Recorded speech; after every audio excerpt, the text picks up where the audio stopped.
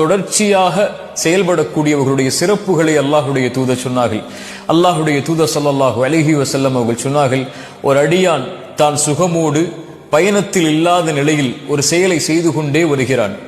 திடீரென்று அவனுக்கு நோய்வாய்ப்படுகிறான். திடீரென்று அவனுடைய பயணமாகி விடுகிறது. அப்போது அல்லாஹ் அவன் பயணத்தில் இருந்தாலும் அவன் நோயில் இருந்தாலும் அந்த செயலை அவன் செய்ய முடியாத போது அல்லாஹ் அதனுடைய கூலியை, அவன் இருக்கும் நிலையில் செய்த கூலியை அல்லாஹ் அவனுக்கு கொடுத்து விடுகிறான் என்று அல்லாஹுடைய தூதர் ஸல்லல்லாஹு அலைஹி வஸல்லம் அவர்கள் சொன்னார்கள். அல்லாஹுடைய தூதர் ஸல்லல்லாஹு அலைஹி வஸல்லம் மேலும் சொன்னார்கள், ஒரு அடியான் இரவு வணக்கத்தை தொடர்ச்சியாக செய்து வருகிறான். ஒரு நாள் அவன் அசதியில் திடீரென்று தூங்கி விடுகிறான். அவன் தூங்கினாலும் அது அவனுக்கு சதக்காவாக மாறுகிறது. அவன் தொழாத கூலியை அல்லாஹ் ரப்புல் ஆலமீன் அன்று அவனுக்கு அல்லாஹ் கொடுத்து விடுகிறான் என்று அல்லாஹுடைய தூதர் ஸல்லல்லாஹு அலைஹி வஸல்லம் அவர்கள் சொன்னார்கள்.